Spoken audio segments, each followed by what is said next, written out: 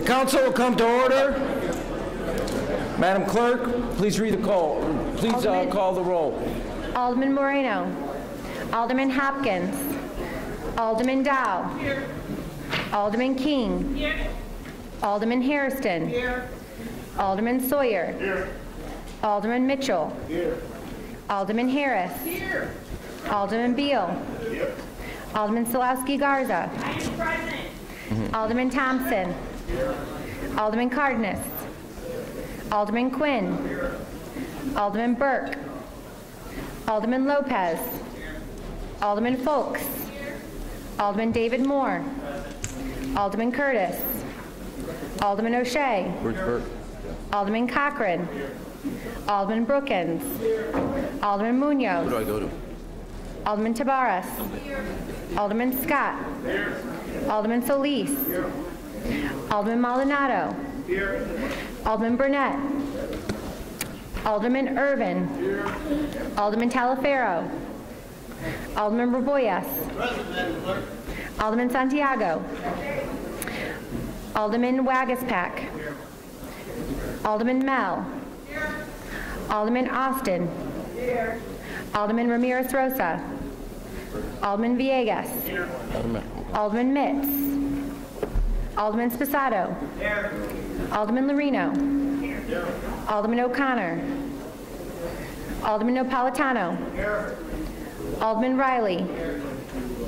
Alderman Smith. Alderman Tunney. Alderman Arena. Alderman Kappelman. Alderman Pawar. Alderman Osterman. Alderman Joe Moore. Alderman Silverstein. Your Honor. Alderman Burnett is there. Alderman Burnett. Alderman Burke is here. Your Honor, we have a quorum present. We have a quorum. Will everybody please rise for the Pledge of Allegiance, which will be delivered by Alderman Austin. I pledge allegiance to the flag of the United States of America and to the republic for which it stands, one nation, under God, indivisible, with liberty and justice for all. Please remain standing for the invocation, which will be delivered by Rabbi Seth Limmer of the Chicago Sinai Congregation. Good morning. Thank you to City Clerk Valencia, the Mayor, the City Council, especially members of Chicago Sinai Congregation, Alderwoman Michelle Smith, Corporate Counsel Ed Siskel, for welcoming me this morning for the invocation. In our Jewish tradition, we have many blessings, but we don't usually commence with prayer, we commence with study. And in this setting, being fortunate enough to have the opportunity to speak to the powers that determine the future of the city of Chicago, I want to follow in the Jewish path of speaking truth to power, which is the words of our prophets. All of us care deeply about this city, and all of us want to create a city that is sustainable, that is secure, and that is enduring. In the 7th chapter of the prophet Jeremiah, he teaches us how to create a city that will endure forever. Ger yatom va'almana lo ta'ashoku. Those who are most vulnerable in this society, you shall not oppress either outright or through structures of injustice. V'dam naki al tishpachu. Neither shall you allow any blood to be shed. The next month will determine how you, on behalf of us, the city of Chicago, secure the rights of the most vulnerable and secure the very basic safety of every human being in the city of Chicago. I have full faith that all of you in your hearts will do what is right for the one city of Chicago and bring greater security and peace and bring to vision that ideal of the prophet Jeremiah, V'shachanti etchem b'makom hazeh lemin olam va'ad olam, that we might all dwell securely in this place from eternity until forever. Thank you. Thank you.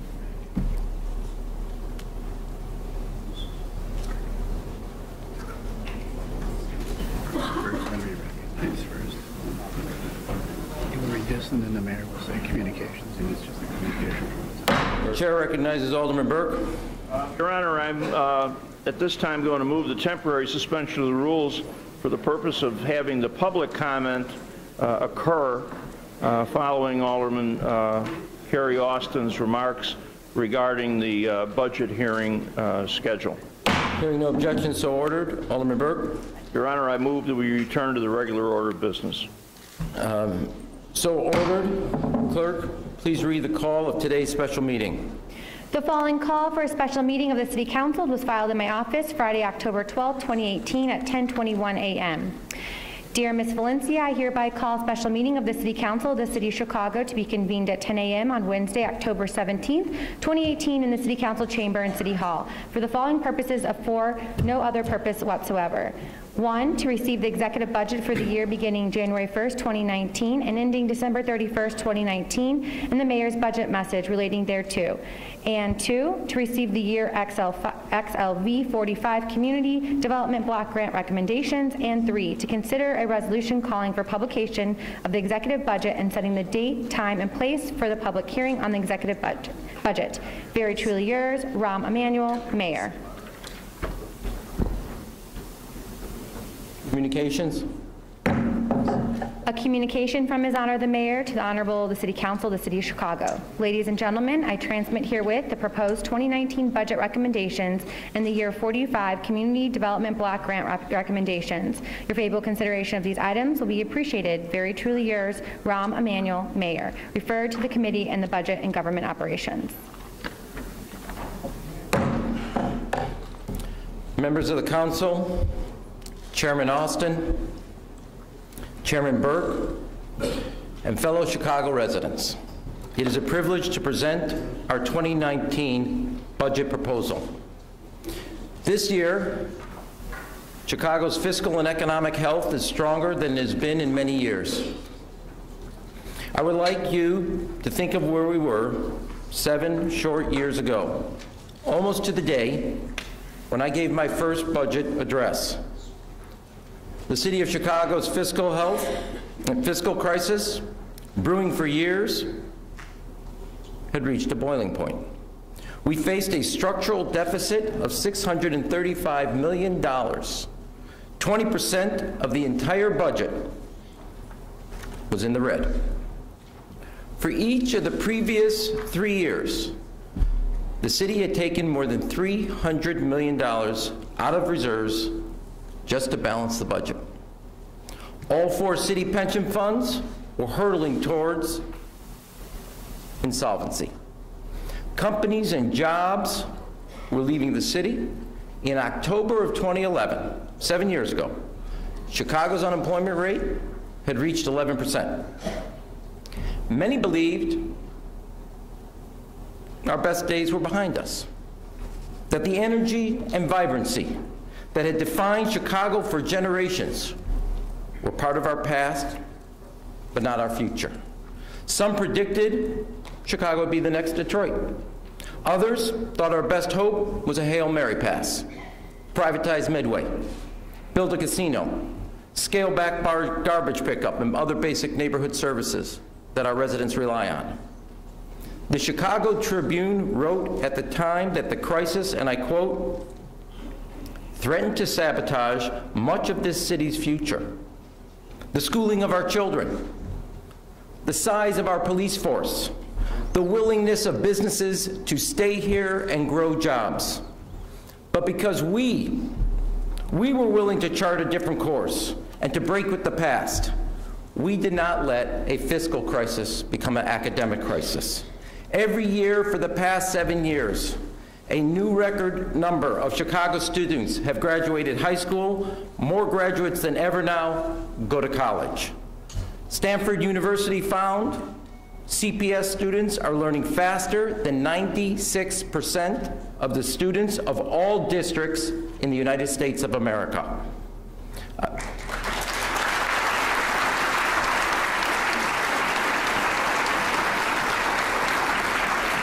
A child who is born in Chicago today will get 4 more years worth of school than a child born just a decade ago. We are fortunate to have a CPS graduate, a CPS parent, a CPS teacher, and a CPS principal leading that progress. And I want to acknowledge Dr. Janice Jackson.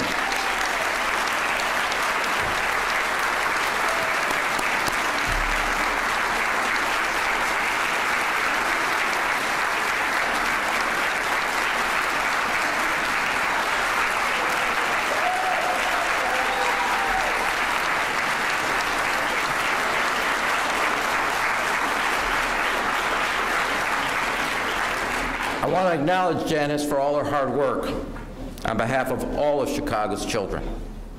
But because we were willing to chart a different course and to break with the past, we did not let a fiscal crisis affect the size and strength of our police force. Under the leadership of Superintendent Eddie Johnson, we are growing the size of the force by close to 1,000 additional officers. And just as important, we are bringing real, fundamental, and lasting reform to the Chicago Police Department. Superintendent Johnson is in the chamber with us today, and I want to recognize him for his extraordinary leadership.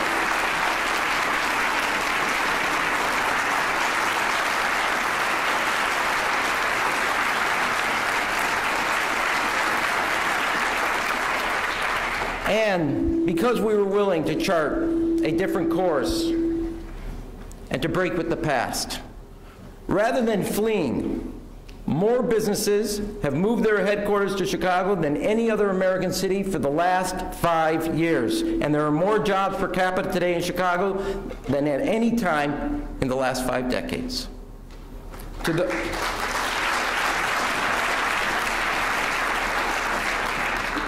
To those who thought demise and decay were preordained and just around the corner, from the schooling of our children, to the strength and size of our police force, to the success of our economy, Chicagoans across this city showed the resolve and resilience that define the character of this great city. 7 years ago, standing right at this podium, I said we could start shaping our future, or let our future shape us. That we would show the world that no matter how tough times had gotten, we Chicagoans were tougher.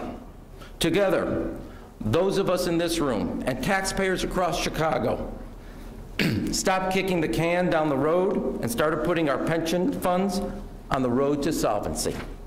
All 4 funds now have dedicated revenue streams.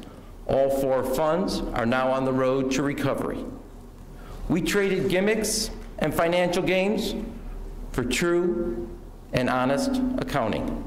We did away with scoop and toss, put an end to the use of long-term debt to cover short-term costs. We stopped privatizing public assets. Rather than relying on reserves to balance the budget, we have added money to the reserves every year, 7 years in a row. We have contributed more than $70 billion to Chicago's rainy day funds. With this budget, I am proud to say that we'll add another $10 million to our reserves. We are sending a clear statement, unambiguous, that we believe in saving for Chicago's future, not mortgaging it.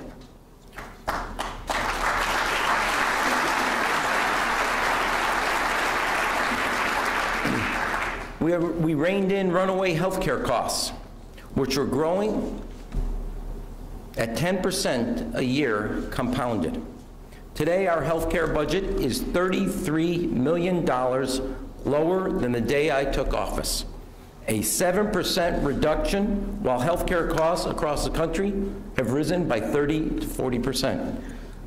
With this budget, we will achieve another $73 million of lasting structural reforms and savings. We'll save $10 million by reducing the cost of workers' compensation. We will save more than $15 million by using zero-based budgeting in every department. We will save millions of dollars in energy costs from installing efficient LED streetlights, with more savings to accrue in years ahead. Let me be clear. Getting the city back on track, I don't think I have to say this to you, has not been a walk in the park. And by no means is our work finished. But that does not mean we should undersell the journey we took and the work we did in this chamber. We took tough votes. You demonstrated incredible political courage. Now, I've been in politics a long time. The one thing I've learned in the last 24 years is that they do not build statues for people who restore fiscal stability. You're laughing a little too hard. But without sound, strong, stable finances, nothing else is possible. So breaking news, you're not going to get a statue. But you have built something more important, more fundamental, and more lasting than any statue. You have built a foundation. And on that foundation, you can build a home, raise a family, and help build a neighborhood. On that foundation, you can build businesses and jobs. On that foundation, you can build a firehouse, a police station, or a tech startup. On that foundation you created, we can build an even greater Chicago. While we cut our structural deficit by $538 million over the last 8 years, simultaneously we made new investments in neighborhoods across the city, in small businesses that created jobs and a sense of community, and in emerging sectors of our economy like technology, advanced manufacturing, and tourism. We rejected the false choice of slashing government, regardless of its impact on our residents, or raising citywide taxes without real structural reforms to accompany them. We rejected the bad idea of cutting back on garbage services and replaced it with the good idea of a grid system, which enabled us to add citywide recycling service for every resident of Chicago, not just some. To help address rising healthcare costs, we did away with the Olympic contracts and giveaways, including in our recent agreement with AFSCME. We restructured co-pays, deductibles, premiums, salary caps for the first time in over a decade, brought down the high prices of prescription drugs, and put city employees on a wellness plan that will not just keep lower prices and costs under control, but more importantly, has helped our workforce get healthier. While healthcare inflation in the last 8 years is up 30 to 40%, I want to repeat, we have brought the city's healthcare budget down by $33 million. And at the same time, while healthcare costs were coming down, we have increased investments in our children by $54 million. Our budget is now better balanced with our priorities in the future of this great city.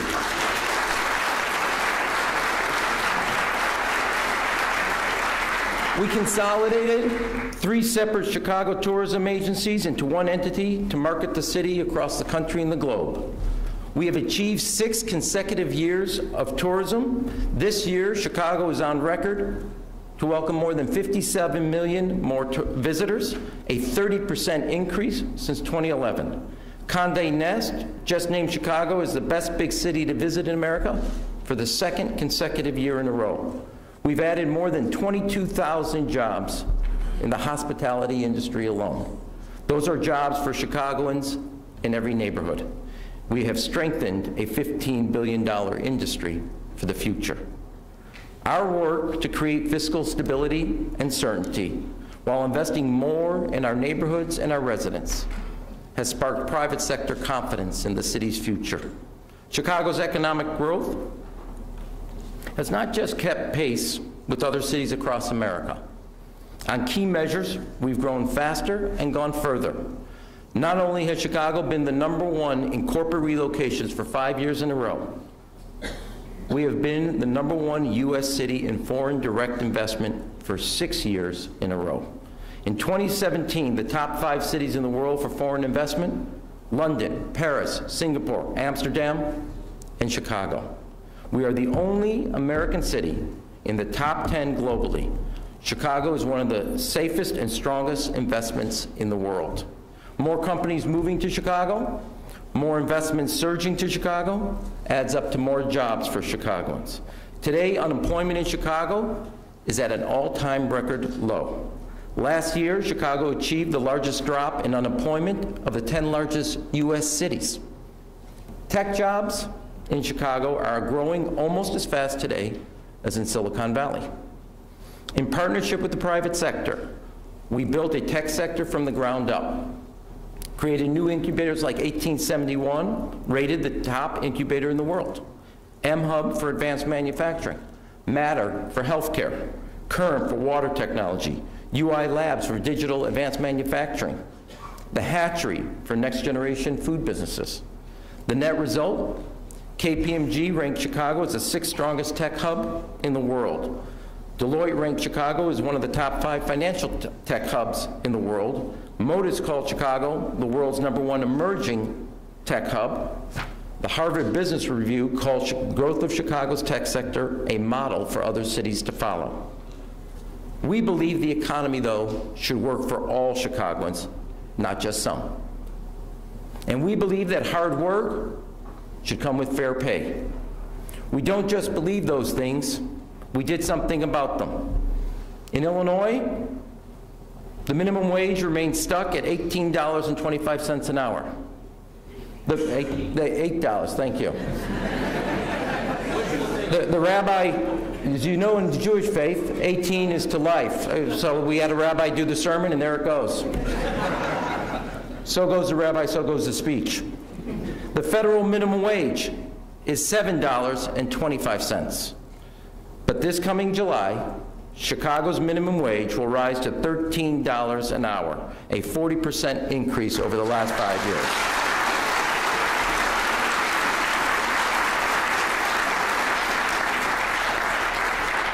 When we raised the minimum wage back in 2014, there were some voices in this city who said the sky would fall.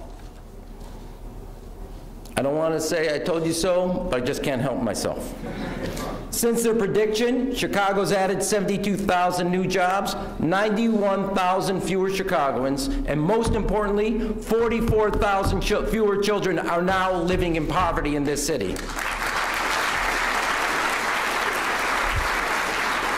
We proved that fair pay and a growing economy are complementary.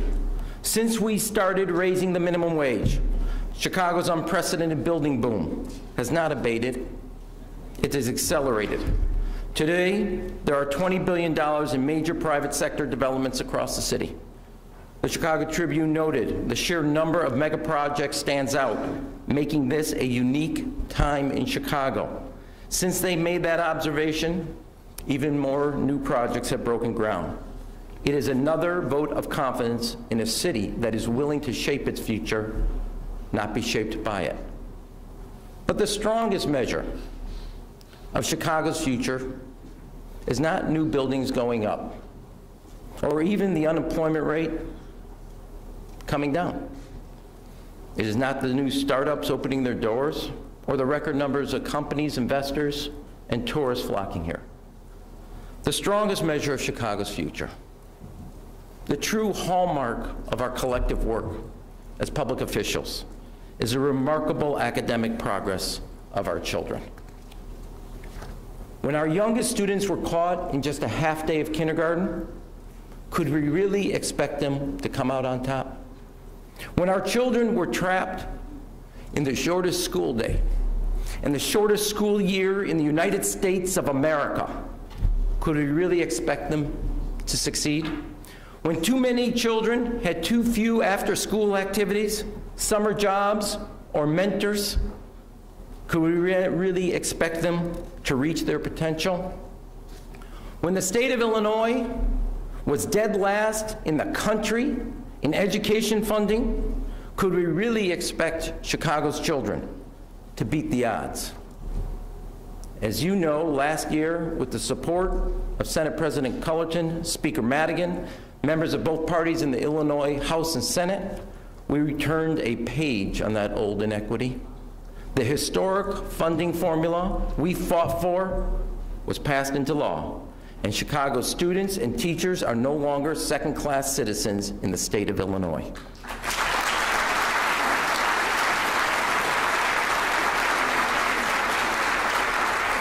It was a crucial step in the decades-long march towards fairness for Chicago's children.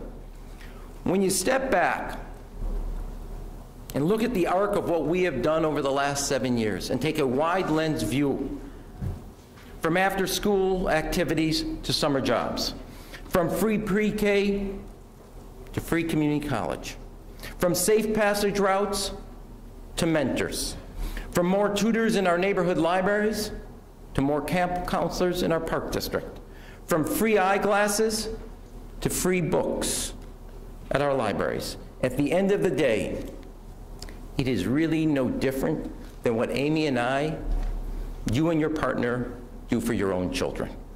To all those parents who are juggling a job and a family, we said with one voice, the city of Chicago will stand by your side so you can do both well.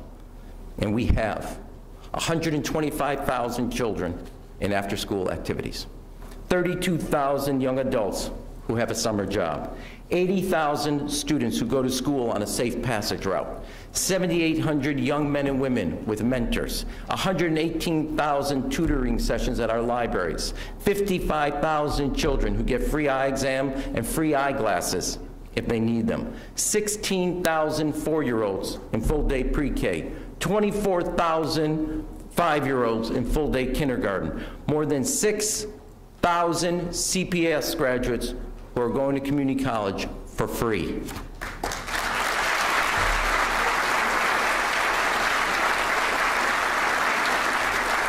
Chicago's children are doing their part by setting records in the classroom. They have risen to the challenge.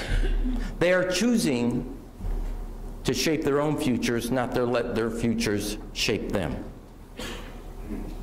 Our school's CEO, Dr. Janice Jackson, will be the first to tell you, for children to succeed in the classroom, they need to be supported outside the classroom. Thanks for church. Think about it. For every year we invested more in our children with record number of summer jobs, Chicago's graduation rate went up. It is now at a record 78.2% and growing. For every year we invested more in our children with after-school activities through After School Matters and the Chicago Park District, Chicago's freshman on track rate went up. It is now a record 89%. For every year we invested more in our children with a record number of mentors and college counselors. More high school students enroll in college. A record 68% of CPS graduates now enroll in college. Last year, our kids earned more than $1.3 billion in scholarships. When that many young people make that much progress, it means the whole city is doing something right. Parents and teachers, principals and pastors, coaches and college counselors, tutors and mentors. If you want to change the direction of a young person's life, you have to be a part of it. You have to be present. Superintendent Johnson can attest to this. The Chicago Police Department's ongoing fight and progress against crime is strengthened not just by more beat officers, but also by more young men and women with mentors. Not just new strategic support centers in our police districts, but more after-school activities in our neighborhoods. Not just new body cameras and tasers for every officer, but more ex-offenders who are given a second chance because a failed system never gave them the first chance.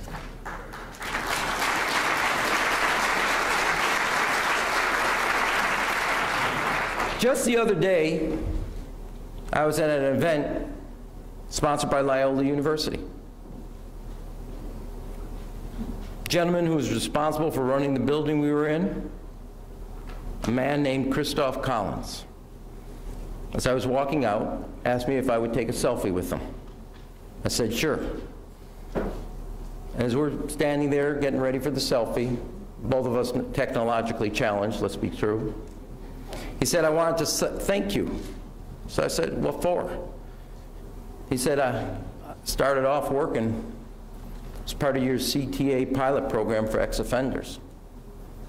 Before the Second Chance program, he didn't have a job.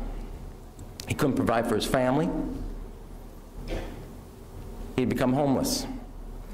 The Second Chance program helped him get back on his feet. if you don't want an ex-offender to become a repeat offender, a job.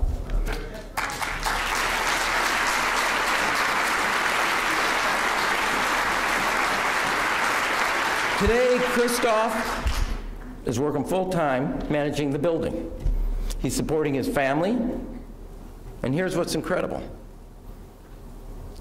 And in his free time, he gives back to help the homeless in the city of Chicago, never forgetting his journey. Christoph was with us this morning in the chamber. I'm trying to find him here, and I asked him if he could. Christoph is right there.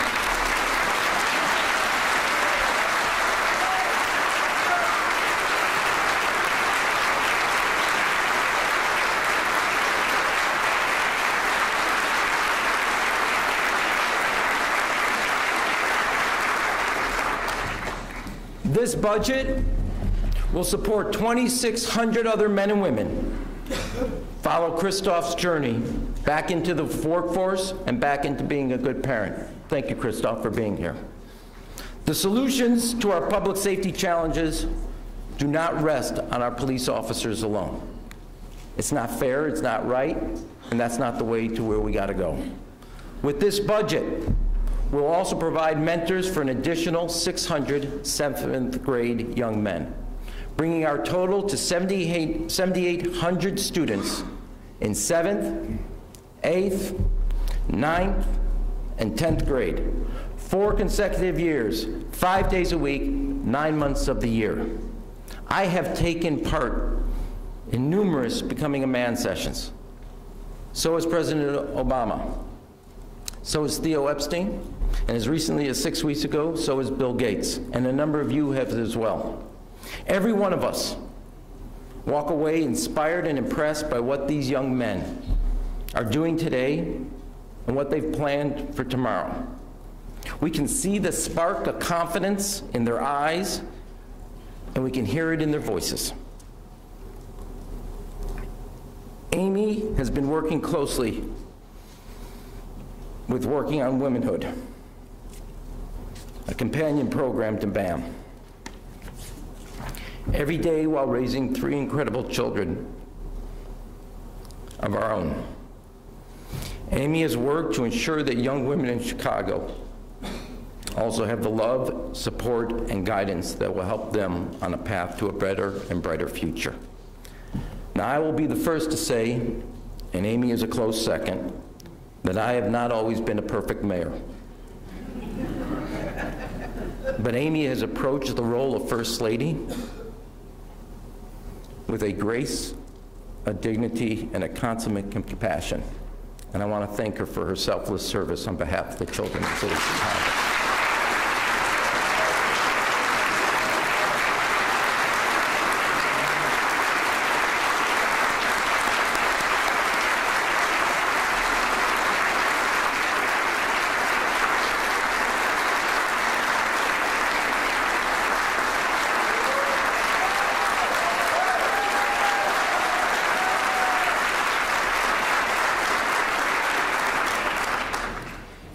In my second inaugural address in 2015, I focused on the lost young men in the city of Chicago. We pass them on the streets. We don't even really see them. When we think of them at all, we think they're someone else's problem. We're all responsible for giving them a chance in life. I said in my second inaugural address, which I dedicated to those young men, when young men join gangs in search of praise, we must do better. When young men turn to lives of crime for hope, we must do better. When prison is a place we send boys to become men, we must do better. If they can change the direction of their lives with the support of a summer job, an after-school activity, or a mentor, we owe them that chance. Last week, I received a letter that I would like to share with you. I was trying to express what BAM and wow do. I couldn't think of a better way to do it until I got this letter.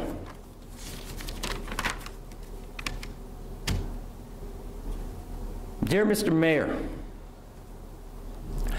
my name is Rajay Montgomery. I'm a senior at John Marshall High School, located on the west side of Chicago. I would like to begin my journey before becoming a life member of BAM. I'm a good kid. I'm a good person. But I was experiencing some tough, rough patches and some negative notions. I felt no one really cared about me except my mother and grandma. Was I concerned or a productive student? Nah. That wasn't me. I couldn't focus. I often asked myself, why am I here? Why come to school? Freshman year, I never saw or met any males that looked like me lead successful lives. Day after day, I saw men on the streets using or selling drugs. These were people I personally knew, and I was growing up around them. I saw them give up on school because of the lack of support. My sophomore year, second semester, I joined BAM. Since joining, I noticed that my street habits left. I've become more invested in my life and involved in school. My attendance is better. My mental focus is better. And all this showed up in my grades. They're amazing.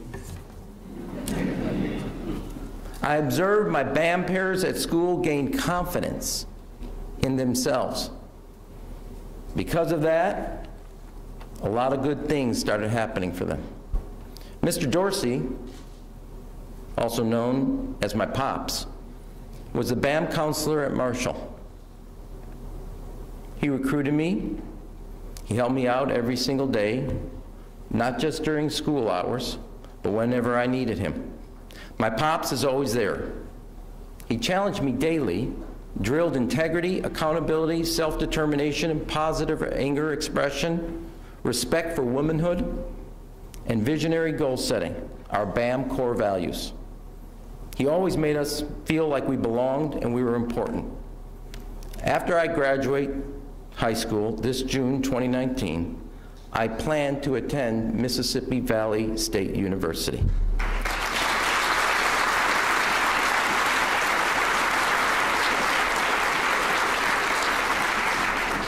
I plan to major in business, and of course, Mr. Dorsey helped me get into the university. He took me there on a college tour. Because of him and BAM, I will continue to chase my dreams and focus on myself and make sure that I become very successful in life, because I must pay it forward. Mr. Mayor, I'm just saying, thank you for supporting youth guidance and BAM. Meeting Mr. Dorsey changed my life. Thank you to you and the people of the city of Chicago for supporting us. Best, Rajay Montgomery.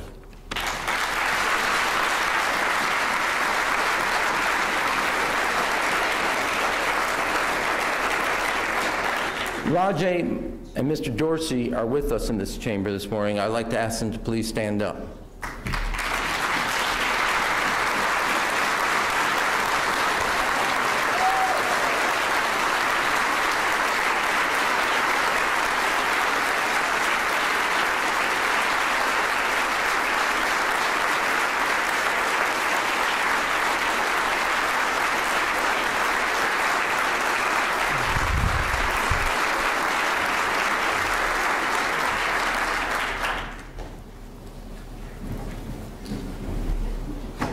We've been able to invest in Rajay, Mr. Dorsey, Christoph, and the young men and women of the city of Chicago because we have done the hard work of putting our fiscal house and priorities in order. This budget builds on the steady progress we have made together over the past 7 years.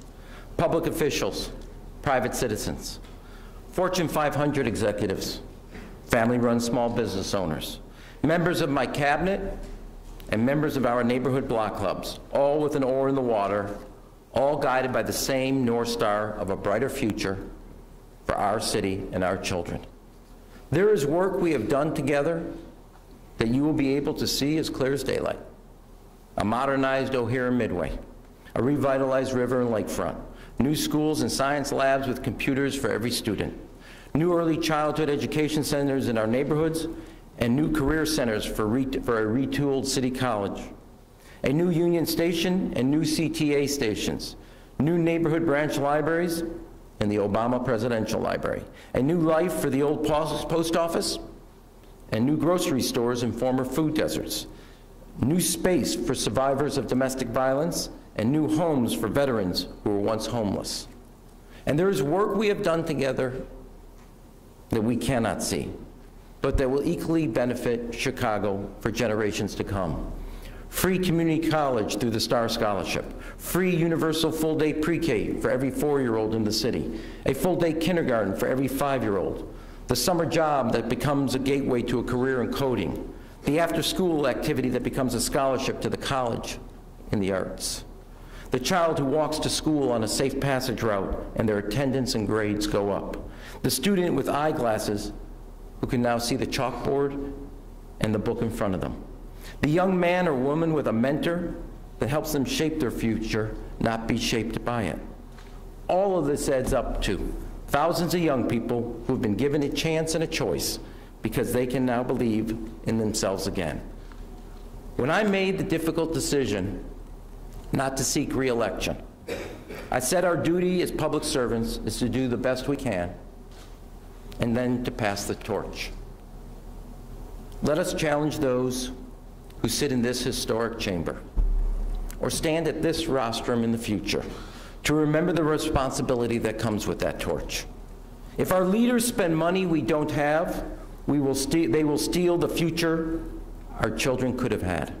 If our leaders make phony promises instead of tough choices, it is countless kids in tough neighborhoods whose true promise they will scoop and toss. If our leaders run up debt, run down pensions, run dry the rainy day fund, it is the next generation whose chances will run out. If we want to show the next generation that character matters, we have to pass this test of character ourselves. The best part is, great things happen when we do. When we live up to our responsibilities, more young people in Chicago get the values and experience that come with a summer job. When we confront challenges instead of ducking them, more students in Chicago have a safe place after school that helps them develop a better sense of who they are and what they want to become. When we do what is necessary instead of what is easy, more young men and women have a mentor who can help change their chances for a lifetime. When we work together to level the playing field for our children, their future is brighter, and Chicago's best days are not behind us. They are still to come. It has been the honor of my career to work alongside each of you, and I will forever be profoundly grateful for the privilege of a lifetime to serve the citizens of Chicago and help them build the lasting future the greatest city on earth deserves. Thank you, and God bless you, and God bless the city of Chicago.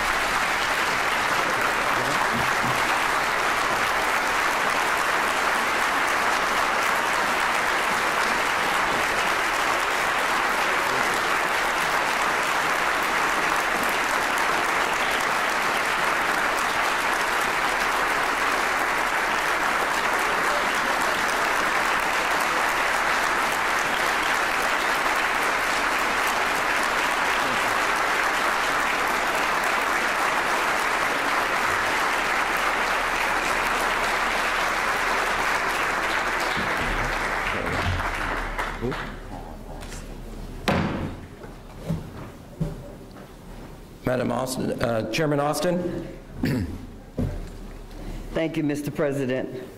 As part of the call for this special meeting, the clerk has a proposed resolution providing for publications and setting the date and time of the necessary hearing, and I ask that the resolution be read. Madam Clerk. Whereas Mayor Rahm Emanuel on October 17, 2018 submitted to the City Council the executive budget of the City of Chicago for the fiscal year beginning January 1st, 2019, ending December 31st, 2019. And whereas it is provided by law that at least one public hearing shall be held by the corporate authorities on the budget document not less than 1 week after publication thereof in such manner as the corporate authorities may determine and prior to final action thereon. And whereas it further provided by law that notice of such hearing shall be given by publication in a newspaper having general circulation in the City of Chicago not less than 1 week prior to the time of such hearing. Now, therefore, be it resolved that the budget document for the fiscal year beginning January 1st, 2019 and ending December 31st, 2019, as submitted by the mayor to the City Council, be published in pamphlet form and made available for public inspection in the office of the City Clerk in the Chicago Public Library no later than October 19th, 2018. And be it further resolved that the public hearing on said budget document be held by the City Council at 11:30 a.m. on October 31st, 2018 in City Council Chamber and City Hall. And the City Clerk is hereby directed to cause a notice of such hearing to be published in a newspaper having general circulation in the City of Chicago and at least 1 week prior to the time of such public hearing. Chairman Austin. Thank you again, Mr. President. I move to suspend the rules for immediate consideration of this resolution. Hearing no objections, so ordered. Alderman Austin. I now move to adopt the resolution by a voice vote. All those in favor say aye. Aye. Those opposed say no. Ayes have it. The resolution is passed. Alderman Austin. A budget hearing schedule will be available after this meeting in the office of the Committee on Budget and Government Operation in room 200. The overview and the first budget hearing will begin next Monday, October 22nd at 9 a.m. in the City Council chambers. Thank you. Thank you. Public comment? Well done. The council will now begin the public comment period, which is limited to a maximum of 30 minutes. Each speaker is limited to 3 minutes. The time remaining for each speaker is shown on the clock on the wall. Any written comments that have been submitted will be available for aldermanic review at the City Clerk's desk. The first speaker is Mr. James Brooks.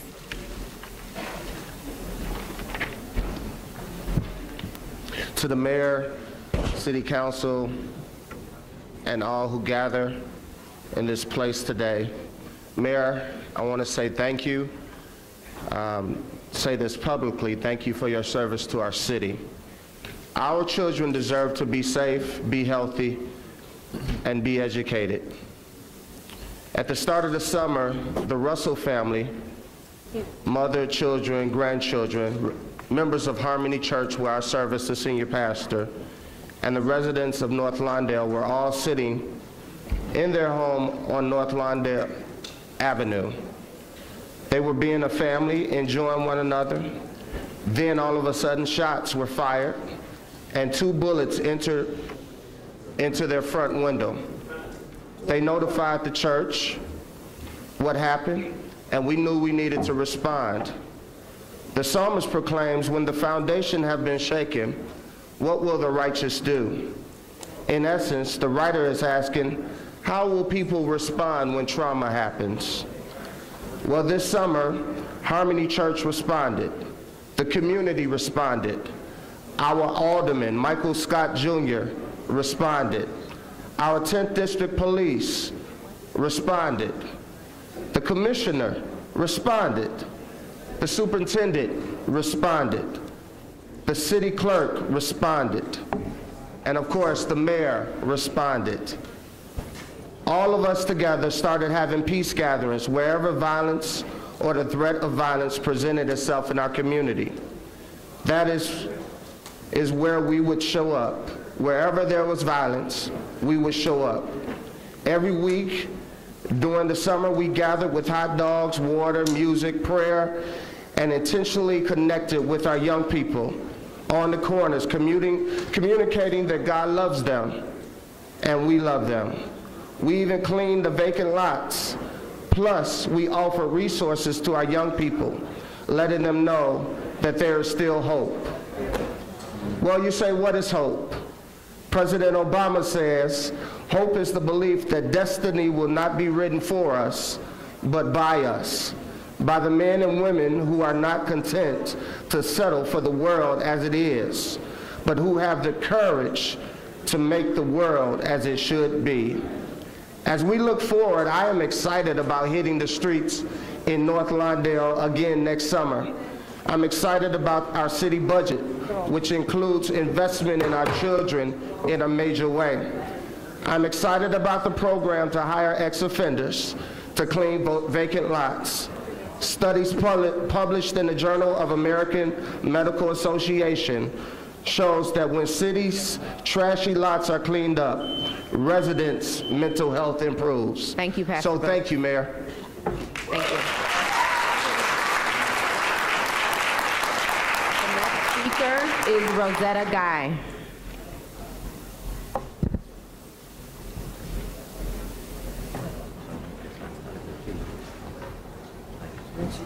Thank you so much to our mayor, to all the aldermen. It's just an honor for me to be here. And the mayor is my friend. When I met him when he first started running, and I explained to him what we do with the Block Club and how I worked it with children and seniors, and he said, okay, I'll be there, I'll help you. Because the one thing I do all the holidays to make sure children get what they're supposed to get on them holidays, like Easter and back to school, Halloween, and Christmas. And I want to thank my alderman, Emma Mitch. She's there with us 100%. And I work with all the block clubs in my precinct. Blocks that don't have block clubs, all the children, they come to my block to get their school supplies. When back to school time, we do marches on the block to clean them up. And I asked our mayor, I say, would you come out and march with us? And he did. The blocks that he marched with us, 8 blocks are clean now. I did ask for more summer jobs for children because that's the main thing, was to keeping children working in the summer and off the streets. And he did that. Alderman Burnett, Alderman Irvin, Alderman Scott, they work with us so hard every year. And last month, the mayor was out on Springfield marching with us, on Thomas, on Hamlet, and these blocks are clean now. One guy on the corner, he's been selling for 10 years. He got his record expunged. He had an interview on Monday. He started work on the 29th. So what we are doing, and the mayor doing with us, Alderman Mitch doing with us in the community, is working. Thank you so much. Thank you. The next speaker is Willie Fleming. Hi, good morning. The City of Chicago claims to balance its budget as required by state law, but every year since 2011, the city's expenses have exceeded its revenue by over $1 billion a year on average. The question arises, why can this happen? Over that same time frame, the city's interest expenses almost doubled. We paid over $700 million in interest last year alone as we've been running up the credit cards. And at the same time, we tell the citizens that we balance our budget. And I think part of the answer lies, and I hope the City Council would consider supporting efforts at the Governmental Accounting Standards Board to move to a full accrual basis in budgeting and keep this from happening again. Thank you very much. Thank you. The next speaker is Kathleen Powers.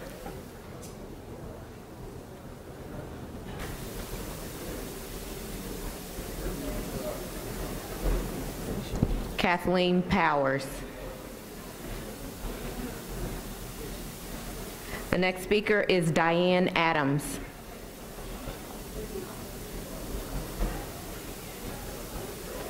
Diane Adams. The next speaker is Wallace Gator Bradley.